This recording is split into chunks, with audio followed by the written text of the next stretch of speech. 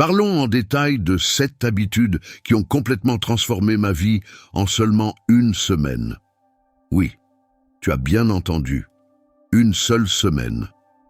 Je sais que cela peut sembler trop beau pour être vrai, mais je te promets qu'il ne s'agit pas des conseils habituels que l'on entend partout. Ce sont de vraies habitudes, sincères et honnêtes, que j'ai personnellement intégrées dans ma routine quotidienne. J'ai traversé des difficultés, des progrès et des triomphes, et la transformation que j'ai vécue a été véritablement incroyable. Je suis impatient de les partager avec toi, car elles ont eu un impact si profond sur ma vie que je pense qu'elles peuvent faire de même pour toi. Que tu souhaites augmenter ta productivité, améliorer ta santé mentale ou simplement apporter des changements positifs dans ta vie quotidienne, ces habitudes peuvent t'aider à y parvenir. Alors prends une tasse de café, installe-toi confortablement et plongeons dans le vif du sujet. Fais-moi confiance, tu voudras lire jusqu'à la fin, car ces habitudes ne sont pas seulement théoriques, ce sont des étapes pratiques et efficaces que tu peux commencer à appliquer dès aujourd'hui. De plus, je partagerai des histoires personnelles de mon expérience pour te donner une vision honnête et objective de la façon dont ces habitudes ont fonctionné pour moi. Alors, sans plus tarder, commençons. Première habitude, se lever tôt. Se lever tôt est l'une de ces habitudes qui, bien que semblant simple en apparence, a le potentiel de transformer ta vie d'une manière que tu n'imagines pas. Au début, cela peut paraître une tâche ardue et peu attrayante, surtout si, comme beaucoup, tu as transformé les matins en un combat constant entre toi et le bouton de « répéter ». Ce sentiment de vouloir rester dans le confort du lit est naturel, mais ce que nous ne réalisons peut-être pas, c'est que chaque fois que nous cédons à cette tentation, nous renonçons à une opportunité en or de commencer la journée avec clarté, intention et objectif. Pour moi, me lever tôt n'était pas quelque chose que j'ai adopté immédiatement. Pendant des années, je me considérais comme une personne nocturne, profitant des heures de la nuit pour avoir l'impression de faire plus. Cependant, cette routine venait avec une conséquence. Mes matins étaient un chaos. Je me réveillais tard, pressé, sans le temps de préparer correctement la journée.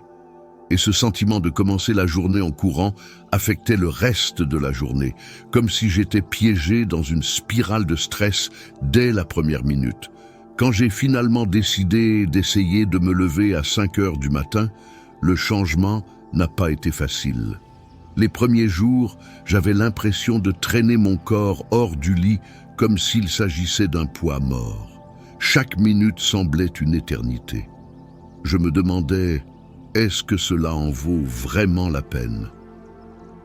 Mais au bout du 3e jour, quelque chose a commencé à changer.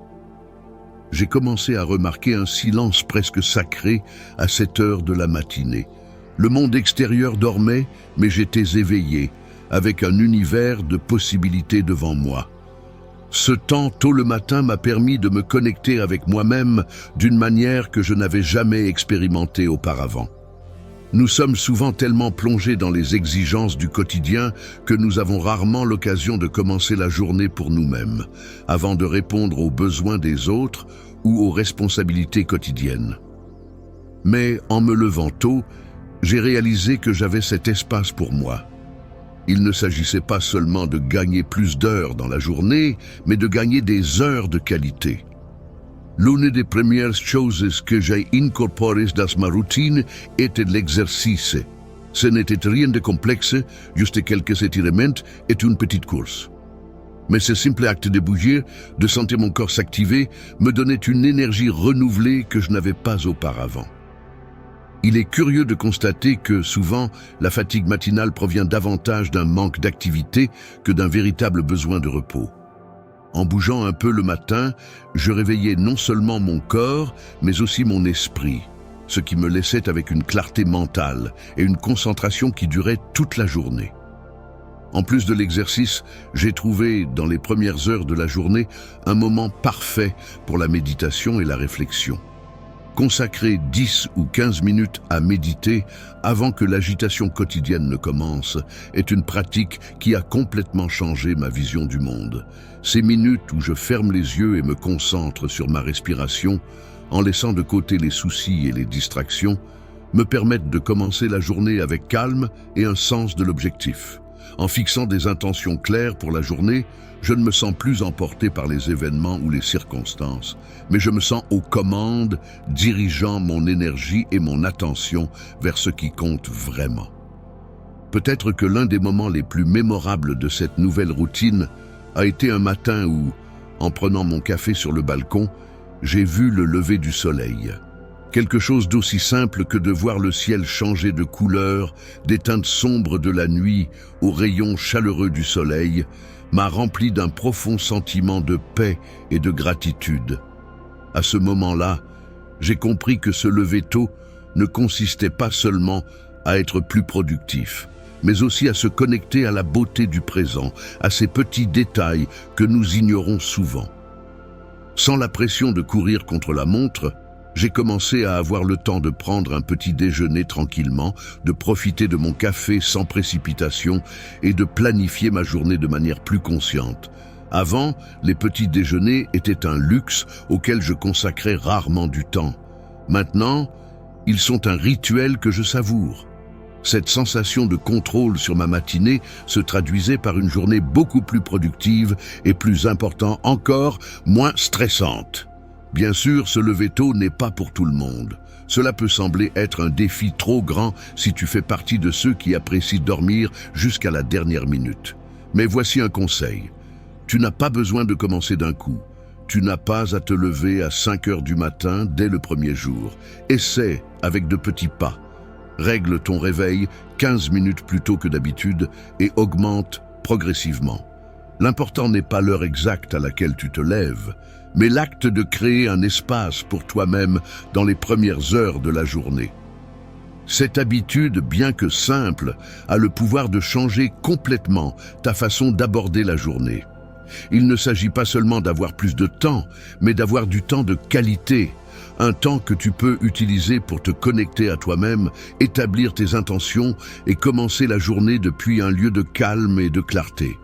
Si tu lui donnes une chance, même pour seulement une semaine, tu pourrais découvrir que se lever tôt ne te rend pas seulement plus productif, mais t'offre aussi un plus grand sentiment de contrôle, de bien-être et de gratitude. Deuxième habitude, exercice quotidien. L'exercice quotidien, pour beaucoup, est l'une de ces habitudes qui figure toujours sur la liste des choses à faire, mais qui semble rarement atteindre le sommet des priorités. Si tu t'es déjà senti coupable de ne pas faire de l'exercice régulièrement, crois-moi, tu n'es pas seul. J'étais aussi l'une de ces personnes qui trouvaient toujours une excuse. J'étais trop fatigué, je n'avais pas le temps, ou je remettais à plus tard en me disant « demain je commence ». La promesse de demain était une constante dans ma vie.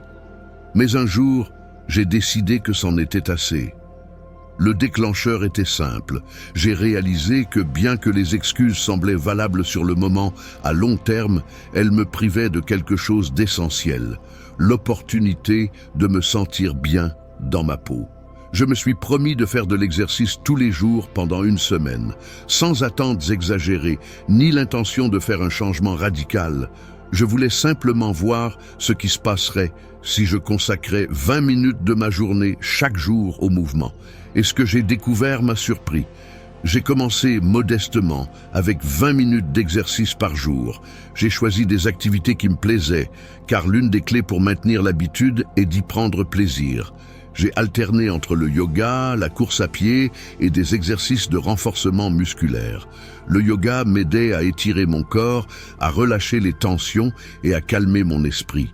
Courir me donnait une sensation incroyable de liberté et les exercices de force me faisaient me sentir plus fort et plus en contrôle de mon corps. Au début, ce n'était pas facile. Les premiers jours, mes muscles étaient douloureux et mon corps me suppliait de rester immobile. J'étais tenté d'abandonner, mais je me répétais pourquoi je faisais cela. Il ne s'agissait pas seulement de perdre du poids ou de gagner du muscle, mais de me sentir mieux, physiquement et mentalement. Au 4e jour, quelque chose a commencé à changer. Je me suis réveillé avec plus d'énergie. J'ai remarqué que mon humeur s'améliorait. J'étais moins irritable, plus positif et surtout plus conscient de ce que je ressentais. C'est à ce moment-là que j'ai compris que l'exercice n'était pas seulement une activité physique, mais un outil puissant pour améliorer mon bien-être mental. Chaque fois que je bougeais, mon cerveau libérait des endorphines, ces petites molécules de bonheur qui nous font nous sentir bien. L'exercice est devenu un espace pour moi, un moment où je pouvais déconnecter du chaos du monde et me reconnecter à moi-même. Je me souviens d'un matin en particulier. C'était l'un de ces jours où tout semblait s'aligner parfaitement. Le ciel était dégagé, l'air frais, et pendant que j'attachais mes lacets pour aller courir, j'ai ressenti une sorte d'anticipation. Je ne le savais pas encore, mais cette course serait différente de toutes les autres. Je suis sorti, et au fur et à mesure que j'avançais, je sentais que mon corps se mouvait avec plus de fluidité, comme si j'avais laissé derrière moi toute la rigidité accumulée des jours précédents. C'était juste moi, la route ouverte, et mes pensées. Je n'avais ni musique ni distraction. Je me concentrais seulement sur le rythme de mes pas, ma respiration et l'environnement qui m'entourait. J'ai ressenti une clarté et une connexion avec moi-même que je n'avais pas expérimenté depuis longtemps. À partir de ce jour-là, l'exercice a cessé d'être une corvée ou une obligation. Il est devenu une forme de soin personnel, un cadeau que je me faisais chaque jour. Souvent, on pense que l'exercice est quelque chose que l'on fait pour améliorer notre physique. Mais en réalité, les plus grands bénéfices se ressentent dans l'esprit. J'ai commencé à remarquer comment, en bougeant, mon esprit se clarifiait. Les problèmes qui semblaient auparavant écrasants prenaient leur juste mesure. Je me sentais plus capable de faire face aux défis du quotidien avec une attitude plus calme et centrée. De plus, je ne peux ignorer les avantages physiques qui ont accompagné cette nouvelle habitude. Ma posture s'est considérablement améliorée. Je ne me voûtais plus autant en marchant ou en étant assis. Je sentais mes muscles plus forts et mon endurance augmentait. Avant, une longue marche me laissait essouffler, mais maintenant, je pouvais courir de plus longues distances sans me sentir épuisé. Mais, sans aucun doute, le plus grand changement ne s'est pas produit dans mon corps, mais dans mon esprit. Le simple fait de bouger chaque jour a également transformé mon approche de la vie. J'ai commencé à être plus discipliné dans d'autres domaines.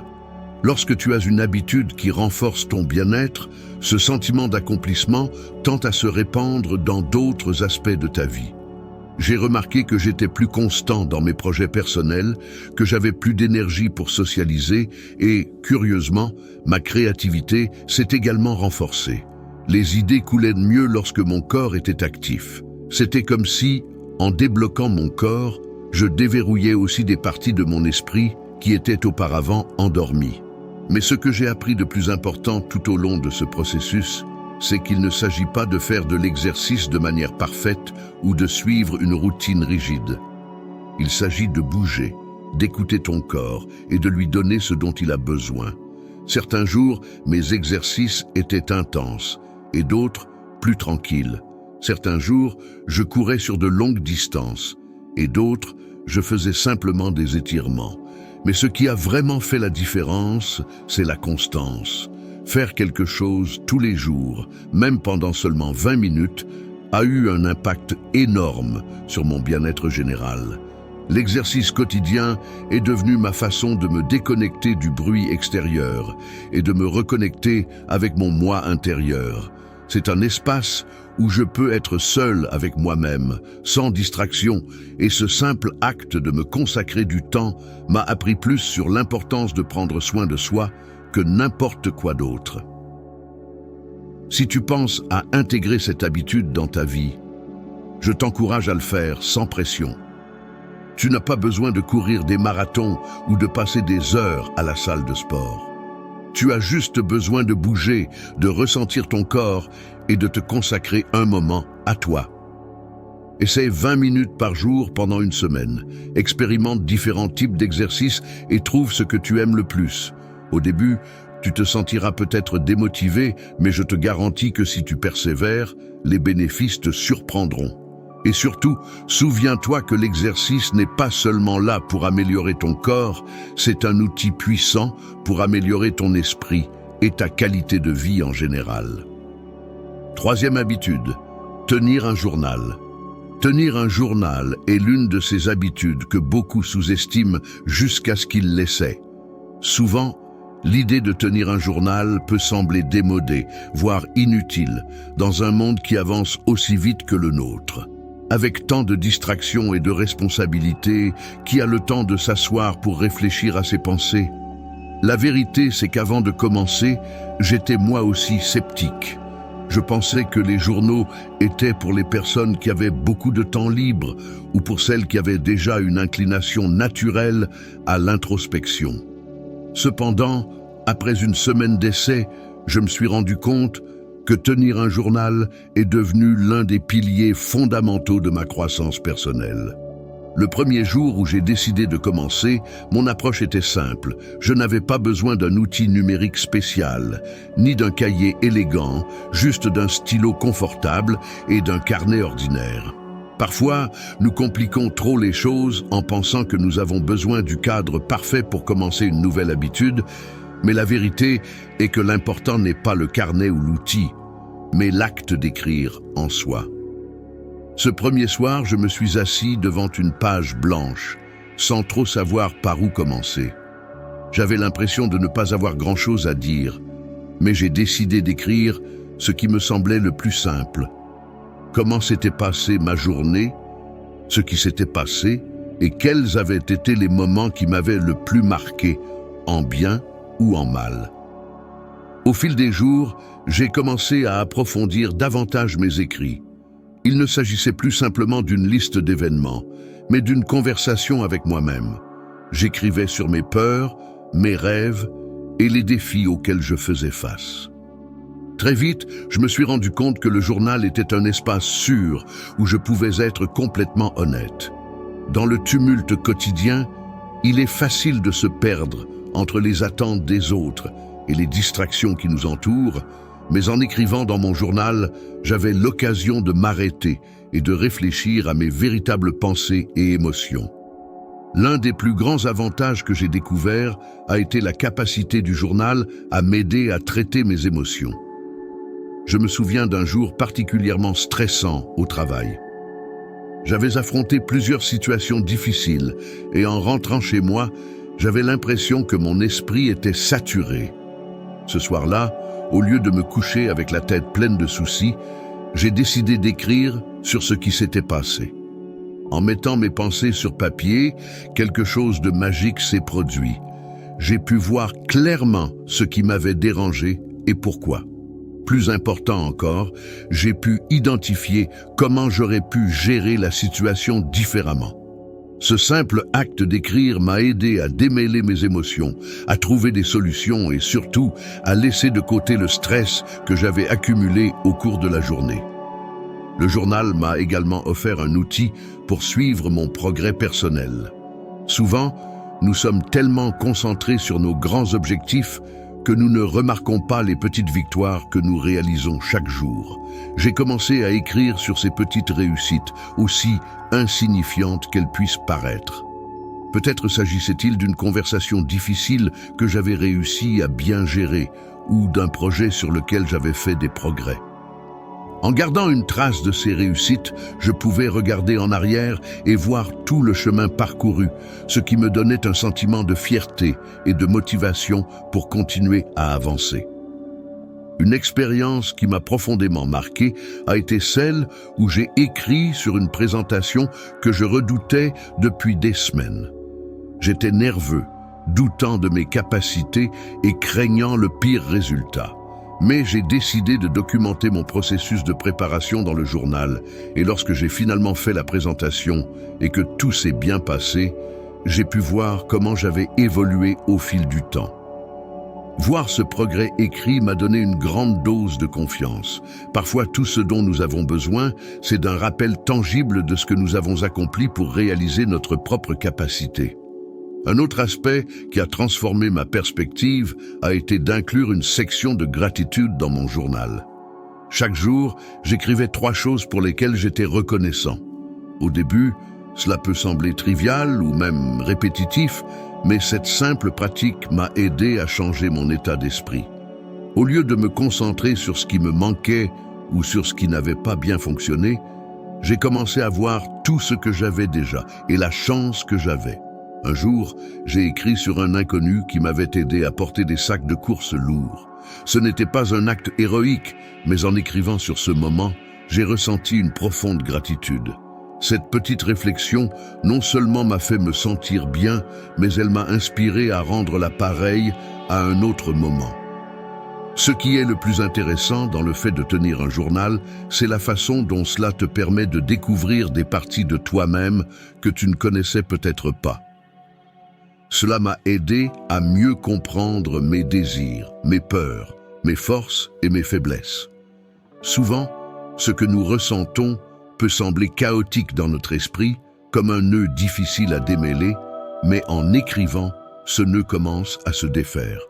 Tout devient plus clair, plus gérable.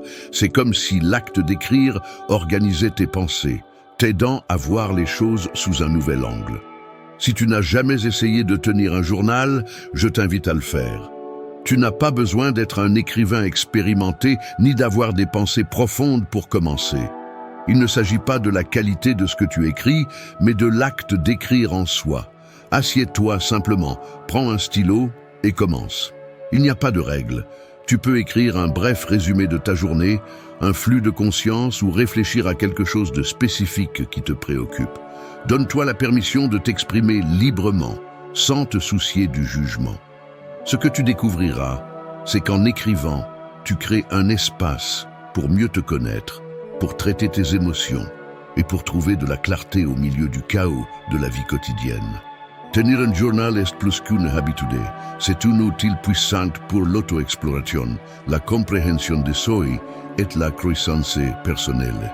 Au début, il peut être difficile de trouver les mots, mais avec le temps, tu te rendras compte que ces pages deviennent le miroir de ton propre progrès, une fenêtre sur ton esprit et un refuge où tu peux être totalement honnête avec toi-même. 4e habitude, l'alimentation consciente.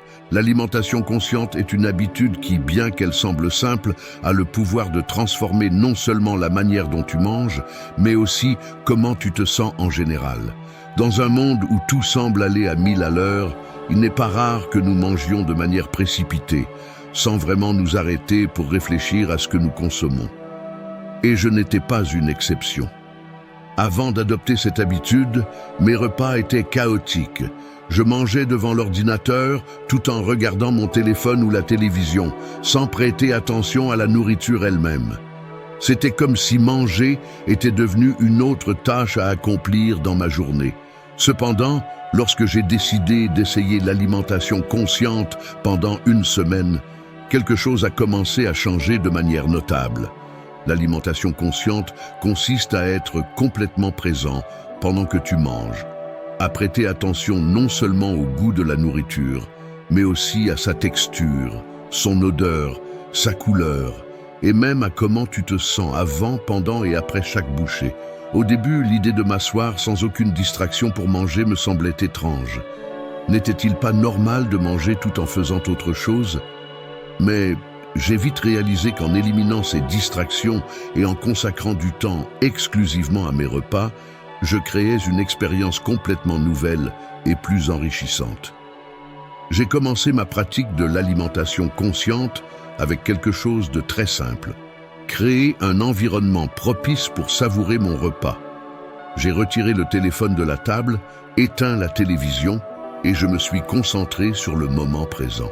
J'ai pris le temps de bien dresser la table, quelque chose que je ne faisais jamais auparavant, et j'ai commencé chaque repas par quelques respirations profondes. Au début, cela me semblait inutile, mais j'ai vite découvert que ces petites actions m'aidaient à me centrer et à préparer mon esprit à une expérience différente. Ce qui, au départ, semblait être une simple pratique, est devenu un rituel relaxant qui a imposé un rythme plus paisible dans ma journée. L'un des premiers changements que j'ai remarqué a été à quel point j'ai commencé à apprécier davantage la nourriture. Il y avait des aliments que je mangeais presque quotidiennement, mais auxquels je n'avais jamais vraiment prêté attention. Par exemple, le croquant des légumes frais et la douceur des aliments cuits ont pris une nouvelle dimension. C'était comme si je découvrais ces saveurs pour la première fois. Je me souviens d'un jour en particulier où je m'étais préparé un simple bol de flocons d'avoine avec du miel. Au lieu de le manger rapidement, comme j'en avais l'habitude, je me suis assis et les savourer lentement. La texture crémeuse des flocons d'avoine combinée à la douceur subtile du miel est devenue une expérience sensorielle que je n'avais jamais vraiment appréciée auparavant. C'était un moment de gratitude qui m'a permis de commencer la journée avec un état d'esprit complètement différent. En plus de profiter davantage de la nourriture, j'ai commencé à remarquer comment ma relation avec elle changeait. Avant, je mangeais rapidement et sans réfléchir, ce qui me conduisait souvent à trop manger ou à me sentir ballonné après les repas. Cependant, en mangeant de manière consciente, mon corps a commencé à me donner des signaux clairs lorsqu'il était satisfait. En mangeant lentement, mon cerveau avait le temps de se synchroniser avec mon estomac et cela m'a permis de ne plus ressentir le besoin de continuer à manger une fois que j'étais rassasié. Cela, de manière naturelle, m'a conduit à manger moins, tout en me sentant beaucoup plus satisfait. L'un des plus grands changements que j'ai expérimenté a été la manière dont l'alimentation consciente m'a aidé à devenir plus conscient des effets des aliments sur mon corps. Je me suis rendu compte que les aliments transformés que je consommais sans y penser me laissaient avec une sensation de lourdeur et de fatigue. En revanche, lorsque je mangeais des aliments frais, mon corps se sentait plus léger et plein d'énergie. Ce simple changement de perception m'a aidé à faire des choix plus sains sans me sentir frustré ou privé de ce que j'aimais. Je commençais à préférer les aliments qui me faisaient vraiment du bien, non seulement au moment de manger, mais aussi après le repas. Un autre aspect fascinant de l'alimentation consciente est la connexion qu'elle a avec nos émotions. J'ai commencé à remarquer combien de fois je mangeais, non pas à cause de la faim physique, mais pour des raisons émotionnelles, l'ennui, le stress, ou simplement par habitude. Un soir, après une journée particulièrement longue, j'ai ressenti l'envie de chercher quelque chose de sucré pour me récompenser. Avant, j'aurais suivi cet élan sans y penser, mais grâce à la pratique de l'alimentation consciente, je me suis arrêté un instant pour me demander si j'avais vraiment faim ou si je cherchais un réconfort dans la nourriture. Je me suis rendu compte que je n'avais pas vraiment faim, j'étais juste fatigué. Alors, au lieu de chercher un dessert, je me suis préparé une tasse de tisane et je me suis assis pour profiter d'un moment de tranquillité. Ce fut une petite victoire qui m'a montré comment la pleine conscience peut changer notre relation avec la nourriture. L'alimentation consciente m'a également aidé à développer une plus grande gratitude envers la nourriture elle-même. Au lieu de la considérer comme quelque chose d'utile, j'ai commencé à la voir comme une source de nutrition et d'énergie qui me permet de mieux fonctionner chaque jour. Cette nouvelle perspective m'a fait me sentir plus connecté à mon corps et plus reconnaissant pour le simple acte de me nourrir. Même les aliments les plus simples sont devenus une source de plaisir et de bien-être. Incorporer cette habitude dans ma vie n'a pas seulement amélioré ma digestion et mon bien-être physique, cela m'a aussi donné une nouvelle façon de me connecter à mon corps et à mes besoins. C'est incroyable comment un acte aussi quotidien que manger peut devenir un outil puissant pour prendre soin de soi et pour mieux se comprendre quand il est fait de manière consciente. Si tu envisages d'essayer l'alimentation consciente, mon conseil est de commencer par un repas par jour. Tu n'as pas besoin de faire des changements radicaux tout de suite. Assieds-toi simplement sans distraction. Respire profondément avant de commencer et laisse chaque bouchée être une expérience sensorielle complète. Observe comment ta relation avec la nourriture change lorsque tu prêtes attention à ses saveurs, texture et à comment elle te fait te sentir. Tu pourrais découvrir, comme cela m'est arrivé, que cette simple pratique a un impact profond, non seulement sur ton alimentation, mais aussi sur ton bien-être général. Dans un monde si rempli de précipitations, l'alimentation consciente est une façon de se reconnecter au présent, de se rappeler que chaque repas est une opportunité de nous nourrir, non seulement physiquement, mais aussi mentalement et émotionnellement. 5e habitude, limiter le temps passé devant les écrans.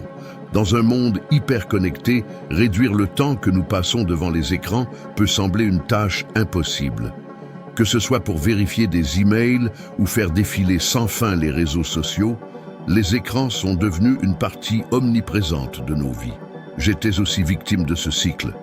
Je passais des heures plongées dans les réseaux sociaux, à regarder des séries interminables et à vérifier constamment les notifications du travail. Je ne me rendais pas compte de l'impact que cela avait sur mon bien-être jusqu'à ce que je décide de fixer une limite au temps que je consacrais aux écrans. Ce simple changement a transformé ma vie d'une manière que je n'aurais jamais imaginée. L'un des premiers pas que j'ai fait a été de fixer une limite quotidienne. Seulement 1 heure de temps devant les écrans qui n'étaient pas liés au travail. Cela semblait facile, mais je me suis vite rendu compte à quel point j'étais habitué à remplir chaque minute libre avec une interaction numérique quelconque. Instagram, YouTube, Netflix, tous ces comportements s'étaient infiltrés profondément dans ma routine quotidienne, presque sans que je m'en aperçoive. En fait, il était choquant de réaliser combien de temps de ma journée disparaissait simplement à faire défiler mon téléphone sans réfléchir. La première fois que je l'ai remarqué, c'était comme si un poids s'était envolé de mes épaules. Que faisais-je de tout ce temps? La vérité, c'est que lorsque tu es piégé dans ce cycle numérique, tu ne te rends pas compte à quel point il te consume.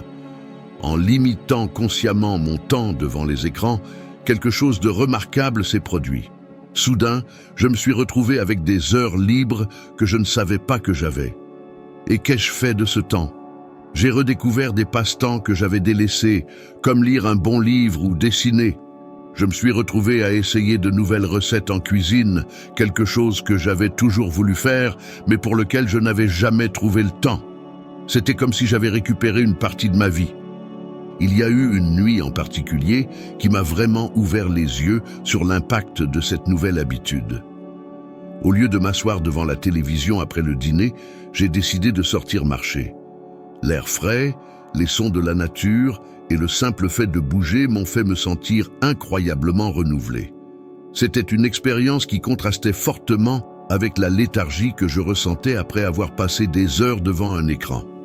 Cette promenade nocturne est devenue l'un de mes moments préférés de la journée. Un moment pour me déconnecter du monde numérique et me reconnecter avec le monde réel. Un autre aspect dans lequel j'ai remarqué un changement significatif était la qualité de mon sommeil. Avant, j'avais l'habitude d'emmener mon téléphone au lit et de faire défiler les réseaux sociaux jusqu'à ce que mes yeux ne puissent plus tenir. Bien que cela semble relaxant, cela me laissait en réalité avec un sentiment d'agitation et souvent des difficultés à dormir profondément. Ce n'est que lorsque j'ai décidé de limiter l'utilisation des écrans avant de me coucher que j'ai commencé à expérimenter un sommeil beaucoup plus réparateur. Au lieu de regarder un écran, j'ai commencé à lire un livre physique ou à méditer avant de dormir. Ces nouveaux rituels nocturnes ont créé une sensation de calme qui m'a aidé à mieux dormir, et cette amélioration de mon repos a eu un impact direct sur mon niveau d'énergie et mon humeur tout au long de la journée. Un autre changement notable s'est produit au niveau de ma santé mentale. Sans le bombardement constant de notifications, de mises à jour d'actualités ou du cycle inévitable de comparaison sur les réseaux sociaux, mon esprit s'est senti plus clair, moins anxieux. Il est facile de tomber dans le piège de regarder la vie des autres à travers les réseaux sociaux et de sentir que tu ne fais pas le poids, qu'il te manque toujours quelque chose. Mais en me déconnectant de ce flux constant d'informations, j'ai pu me concentrer davantage sur ma propre vie, sur mes propres réalisations et sur mes propres objectifs. Je suis devenu plus présent dans mes interactions avec les autres et j'ai découvert que j'étais plus attentif aux conversations, plus conscient des petites choses qui se passaient autour de moi. Je me souviens d'un jour en particulier où j'ai décidé de passer l'après-midi dans un café local sans aucun appareil numérique. Je n'avais avec moi qu'un carnet et un stylo. Je me suis assis, j'ai pris un café et j'ai commencé à écrire et à faire des croquis. C'était l'une des journées les plus tranquilles et productives que j'avais eues depuis longtemps. Il n'y avait aucune distraction, aucune envie de vérifier mon téléphone. C'était juste du temps pour moi, pour réfléchir à mes pensées et planifier mes objectifs. Ce jour-là m'a rappelé quelque chose d'important. La technologie peut être incroyablement utile, mais elle peut aussi nous voler l'opportunité d'être vraiment présent dans nos vies. Bien sûr, tout n'a pas été facile. Il y a eu des moments de tentation et des rechutes où, sans m'en rendre compte, j'avais déjà passé plus d'une heure sur YouTube ou à vérifier des notifications inutiles. Mais ce qui m'a aidé à rester ferme, c'était de me rappeler les avantages que j'avais ressentis en réduisant mon temps devant les écrans. Quand je ressentais l'envie d'ouvrir une application par habitude, je me souvenais doucement des changements positifs que j'avais ressentis dans ma vie. Cela m'aidait à rediriger mon attention vers quelque chose de plus productif ou significatif. L'essentiel de limiter le temps passé devant les écrans n'est pas d'éliminer complètement la technologie de nos vies. Ce serait irréaliste dans le monde actuel. Il s'agit plutôt de trouver un équilibre plus sain, d'être conscient de la façon dont nous utilisons notre temps et de s'assurer que nos interactions numériques ne nous volent pas l'opportunité de vivre pleinement le moment présent. Si tu envisages d'adopter cette habitude, je te recommande de commencer doucement. Tu n'as pas besoin de réduire radicalement ton temps d'écran du jour au lendemain. Tu peux commencer par exemple par 1 heure par jour de temps sans écran. Pendant cette heure, au lieu d'allumer le téléphone ou la télévision, fais quelque chose de différent. Lis un livre, sors te promener, écris dans un journal ou assieds-toi simplement en silence et réfléchis. Avec le temps, tu peux augmenter ce temps sans écran et tu remarqueras que tu te sens plus connecté à toi-même, à tes proches et au monde qui t'entoure. Cette habitude, bien que difficile au début, m'a permis de redécouvrir la valeur du temps et l'importance d'être présent. Les écrans seront toujours là, mais les moments de connexion réelle, de paix intérieure et de créativité que nous pouvons expérimenter lorsque nous nous en éloignons sont ceux qui enrichissent véritablement notre vie. 6e habitude, lire avant de dormir. L'une des habitudes qui a eu un impact profond sur ma vie est la lecture avant de dormir. J'avais l'habitude d'emporter mon téléphone au lit, de faire défiler sans but les réseaux sociaux ou de regarder une série à la télévision jusqu'à ce que mes yeux ne puissent plus tenir.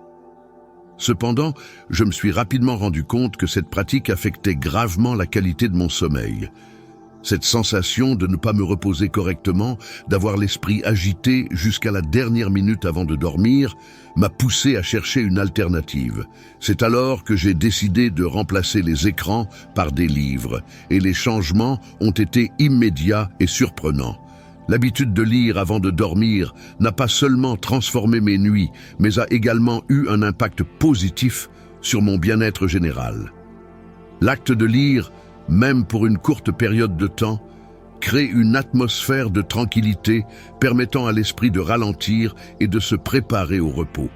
Souvent, nous passons toute la journée dans une activité constante, enchaînant une tâche après l'autre sans véritable pause. Arrivé au soir, nous maintenons souvent ce rythme effréné jusqu'au lit, ce qui rend difficile la relaxation. Lire avant de dormir m'a offert une transition entre l'agitation du jour et le repos nocturne. L'un des premiers bénéfices que j'ai remarqué a été à quel point je me sentais détendu après seulement 20 ou 30 minutes de lecture. Au lieu de m'inquiéter des tâches en attente ou des soucis de la journée, je m'immergeais dans une histoire fascinante ou dans un sujet qui m'intéressait, ce qui m'aidait à me déconnecter mentalement. La lecture est devenue mon moment d'évasion, une opportunité de mettre de côté les distractions du monde extérieur et de me concentrer sur quelque chose de complètement différent. Ce changement d'attention m'a aidé à apaiser mon esprit et à réduire le stress avant de dormir, ce qui, à son tour, a amélioré la qualité de mon sommeil. De plus, la lecture avant de dormir m'a permis d'éliminer un facteur clé qui affectait négativement mon repos, la lumière des écrans. Les recherches montrent que la lumière bleue émise par les appareils électroniques peut interférer avec la production de mélatonine, l'hormone qui régule le sommeil. En remplaçant le téléphone par un livre physique, j'ai remarqué que je m'endormais plus rapidement et que mon sommeil était plus profond et réparateur. J'ai été surpris de voir à quel point un changement aussi minime dans ma routine nocturne avait un impact aussi grand sur la qualité de mon sommeil. Je ne me réveillais plus en me sentant épuisé ou comme si je n'avais pas suffisamment dormi. Un autre des bénéfices inattendus de cette habitude a été la quantité de livres que j'ai pu lire en un court laps de temps. Bien que je ne consacre que 20 à 30 minutes par nuit à la lecture, au bout d'un mois, j'avais lu plusieurs livres. Cela m'a non seulement procuré un sentiment d'accomplissement et de satisfaction personnelle, mais m'a également permis de m'enrichir avec de nouvelles connaissances et perspectives. J'étais passé de la consommation de contenus superficiels et fragmentés sur Internet à une immersion dans des histoires ou des idées plus profondes et réfléchies. Lire avant de dormir n'a pas seulement amélioré mon sommeil, cela m'a également poussé à apprendre et à grandir sur le plan personnel. Le type de livre que j'ai choisi a également joué un rôle important dans le succès de cette habitude. Je n'ai pas choisi des ouvrages trop compliqués ou stimulants, car l'idée n'était pas d'agiter mon esprit avant de dormir, mais de me détendre. J'ai opté pour des romans légers, des livres de développement personnel ou même des ouvrages de vulgarisation scientifique. Ces types de livres non seulement m'ont diverti, mais m'ont également aidé à réfléchir sur ma vie et à acquérir de nouvelles perspectives pour mon développement personnel. Chaque nuit, en lisant, j'avais l'impression de ne pas seulement me préparer à un bon repos, mais aussi d'enrichir mon esprit de manière saine. Lire avant de dormir a aussi eu un impact positif sur ma capacité de concentration. Nous vivons à une époque de consommation rapide de l'information, où tout est conçu pour capter notre attention pendant quelques secondes avant de passer à autre chose. Les réseaux sociaux et le contenu numérique, bien qu'utiles, nous ont habitués à une forme d'attention superficielle. Lire un livre, en revanche, nécessite du temps, de la patience et de la concentration. Cette pratique de me concentrer sur une seule tâche, la lecture, a non seulement amélioré ma capacité à rester attentif, mais a également renforcé mon imagination. Au fur et à mesure que j'avançais dans mes lectures, je me suis rendu compte que mon esprit devenait plus créatif et que je pouvais mieux visualiser les scènes ou les concepts que je lisais.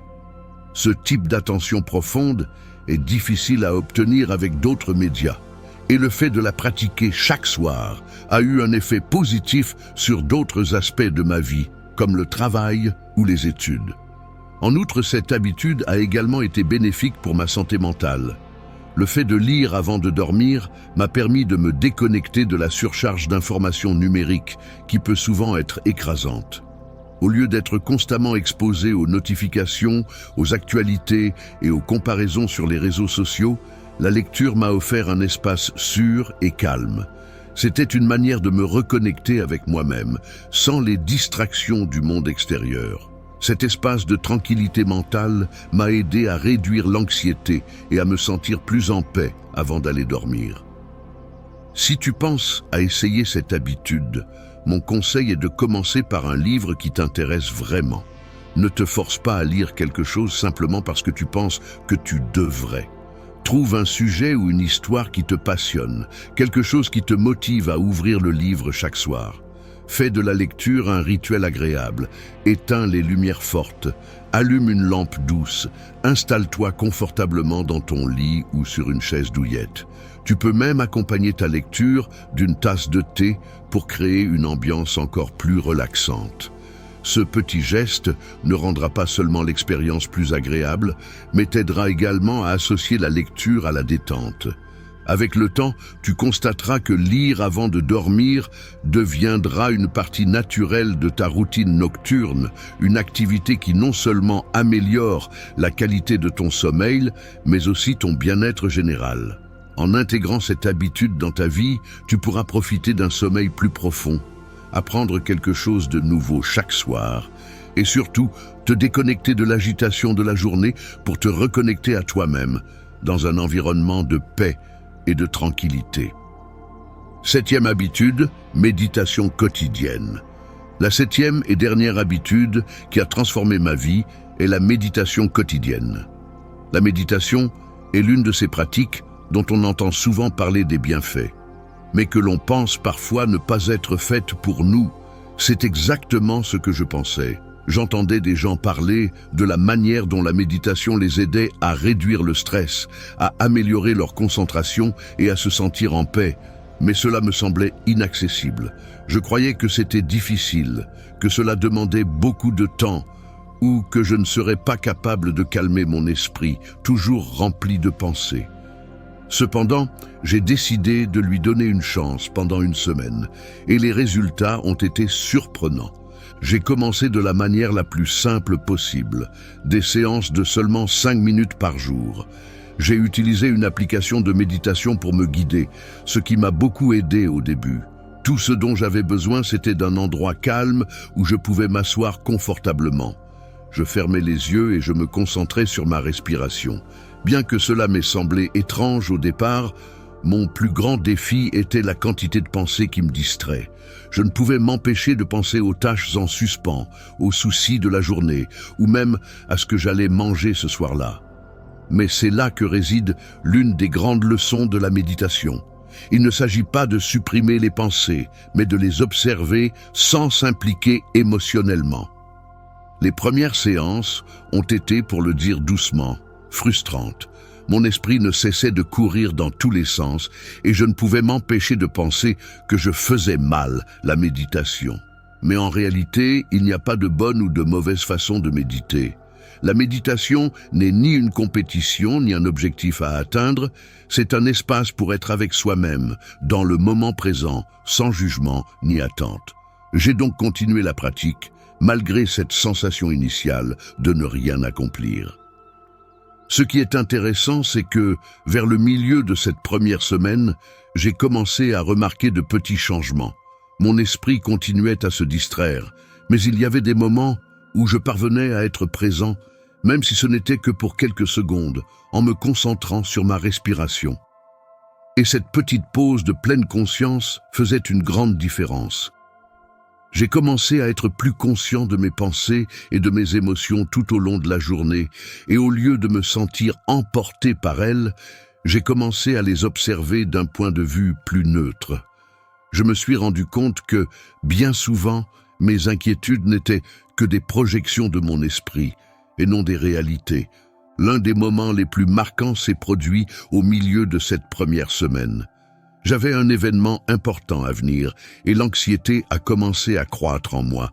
Je ressentais cette sensation familière d'agitation qui me déconnectait du présent et me faisait envisager tous les scénarios possibles.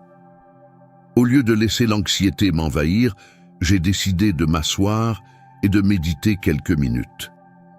J'ai fermé les yeux, respiré profondément et me suis concentré sur cet acte simple mais puissant d'inspirer et d'expirer. Au début, mon esprit était rempli de pensées, mais peu à peu, j'ai commencé à sentir l'anxiété diminuer. Lorsque j'ai rouvert les yeux, je me sentais plus clair, plus centré et avec une plus grande capacité à faire face à la situation qui m'attendait. C'est à ce moment que j'ai compris la puissance de la méditation. Il ne s'agit pas d'éliminer le stress ou les défis, mais de les aborder avec calme et clarté. Un autre avantage significatif que j'ai remarqué a été l'amélioration de la qualité de mon sommeil. Avant de commencer à méditer, j'avais l'habitude de me coucher avec l'esprit plein de pensées sur ce qui s'était passé dans la journée ou ce que je devais faire le lendemain. Cette hyperactivité mentale m'empêchait souvent de m'endormir rapidement et je me réveillais souvent fatigué. Cependant, en intégrant la méditation à ma routine du soir, mon esprit a commencé à se calmer avant de dormir. Parfois, je médite au lit pendant 5 minutes avant d'éteindre les lumières, ce qui m'aide à me détendre et à préparer mon corps à un sommeil plus profond et réparateur. La méditation a également eu un impact significatif sur ma santé mentale et émotionnelle. En la pratiquant quotidiennement, je suis devenu plus conscient de mes émotions et j'ai commencé à remarquer comment certains schémas de pensée me menaient au stress ou à la frustration. La différence maintenant, c'est qu'au lieu de me laisser entraîner par ces pensées, je peux les observer et les laisser passer. Cette capacité à prendre du recul par rapport à mes émotions m'a rendu plus patient, non seulement avec moi-même, mais aussi avec les autres. Plutôt que de réagir impulsivement dans des situations stressantes, je peux prendre un moment de recul et répondre de manière plus calme et rationnelle. La pratique quotidienne de la méditation m'a également aidé à développer une plus grande compassion envers moi-même. Bien souvent, nous sommes nos pires critiques. Nous nous jugeons de ne pas être parfaits, de ne pas être à la hauteur de nos propres attentes. La méditation m'a appris à accepter mes pensées et mes émotions telles qu'elles sont, sans me juger. Cela m'a apporté un sentiment de paix intérieure, sachant que je n'ai pas toujours besoin de tout contrôler ou d'avoir toutes les réponses.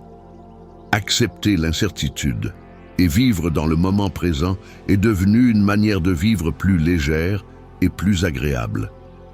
Si tu envisages d'essayer la méditation, je t'encourage à le faire de manière progressive. Tu n'as pas besoin de longues séances ni de pratiques compliquées.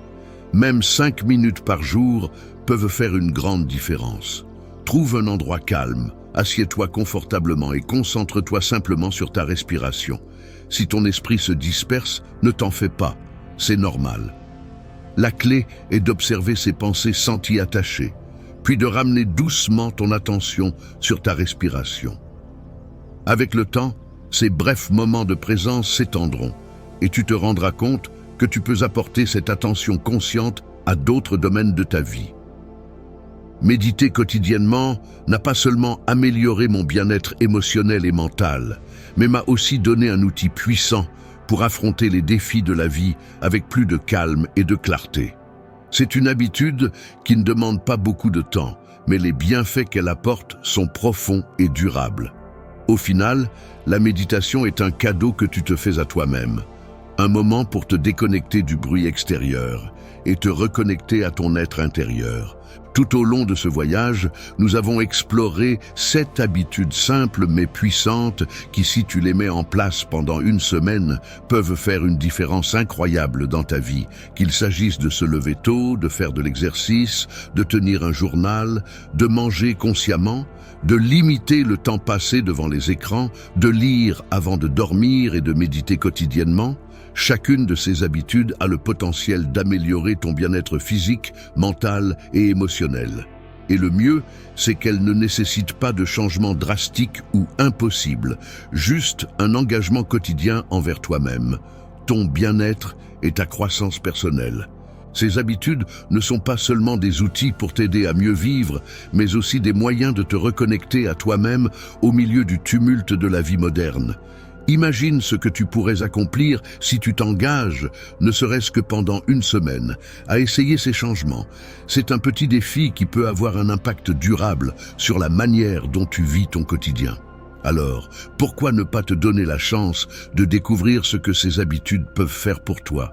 Si tu te sens inspiré et prêt à commencer ce voyage de transformation, je t'invite à continuer d'apprendre davantage sur ces sujets sur ma chaîne Vertu et Raison. Ici, je partage des conseils pratiques et des réflexions profondes sur la manière de cultiver la vertu et la raison dans notre vie quotidienne, en nous inspirant de la sagesse du stoïcisme et d'autres philosophies pratiques. Ne manque pas le contenu que je prépare, qui t'aidera à continuer de progresser sur ton chemin de développement personnel. Alors, si ce n'est pas encore fait, je t'invite à t'abonner à la chaîne Vertu et Raison pour recevoir plus d'outils qui t'aideront à transformer ta vie. Ensemble, nous pouvons continuer à apprendre et à grandir, une habitude à la fois.